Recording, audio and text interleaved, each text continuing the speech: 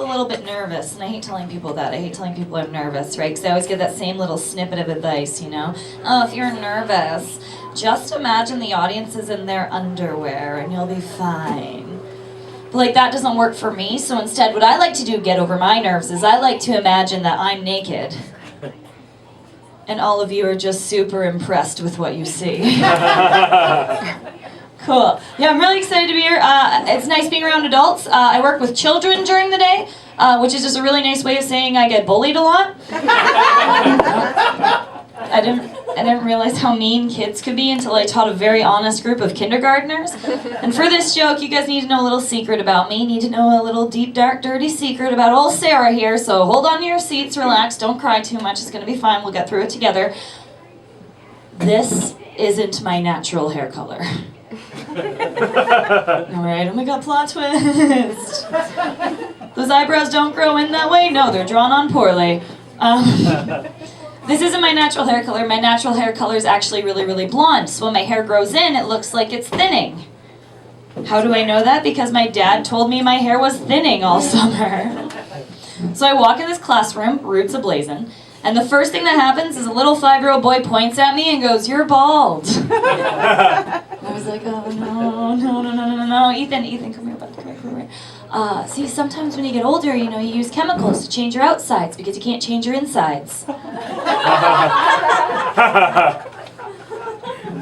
It's really cool working with kids, though. I got to go back to London to work at a summer camp, which is sounds really cool for anybody ages 15 to 18, but going back as a 22-year-old woman was very strange because all the stories I had coming back weren't real adult summers like all my friends. They'd be telling me their stories yes, I went to Paris and then Rome and then I got engaged and married, and I was like, I got so drunk on a Wednesday night that I vomited on a 16-year-old girl's lawn while her mom watched. But it was nice going back. It's nice going back home. I got to visit my dad, which was really cool. And I love my dad, but he's real dad's dad, too much of a dad's dad. He came out of the womb with a mullet and the need for fun. One of those dads. To give you a better idea of the kind of dad my dad is, my dad doesn't have a favorite dance move. His favorite dance move is just him jerseying himself and then rubbing his belly for as long as he deems necessary. He's a real jokester too, my dad. Now that I'm doing comedy, he's like, "Oh, I should write you a joke and then you can do it on stage." And I was like, "Please don't."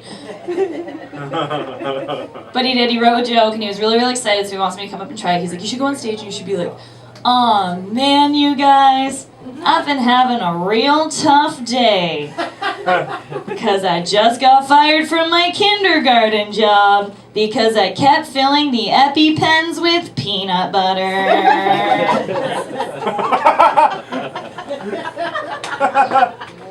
Which raises more questions than it does laughs, right? I want to know what's going on at that school. I know, my dad's so cool though. My dad was a superhero growing up, right? Not because he did anything crazy heroic, saving a group of orphans from a burning building or anything like that. It's just because along the street he was known as Daiquiri Dad. You know how most dads like a cold beer after work? Mine enjoyed a smooth, fruity beverage. His superpowers were getting white girl wasted and showing up to every street party with his blender. No, it's really cool. It was nice going back to London, but London's a really weird town. London's a real big club city, and I don't like clubs. I don't like clubs, not at all. But my sister does, so she would drag me out to clubs, and though I hate them, I do love pranks. So whenever we go out to clubs, when my sister's trying to have fun with her friends, I just tried to ruin that fun, so I had fun by myself. One of my favorite pranks to do was if I was sitting with a group of my friends and one of them left, and a guy came over to ask where she went, I just go, pooping.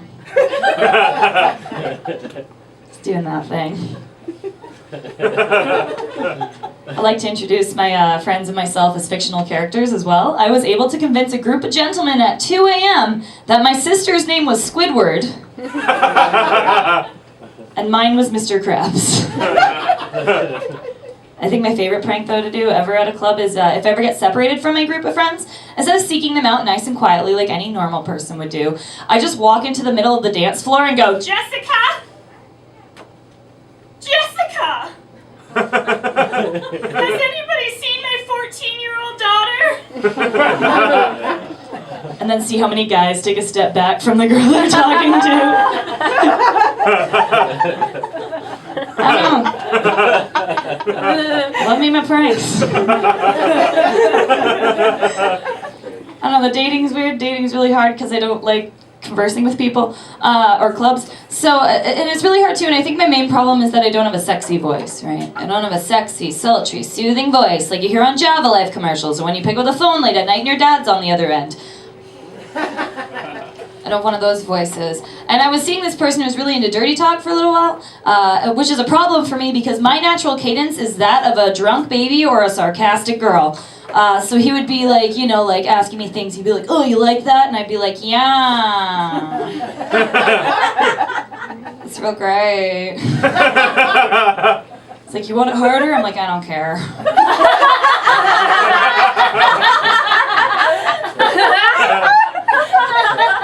So since I'm very bad at that, I'm trying to perfect that sexy voice, right? So I've been listening a lot to the Kanye West song Blame Game.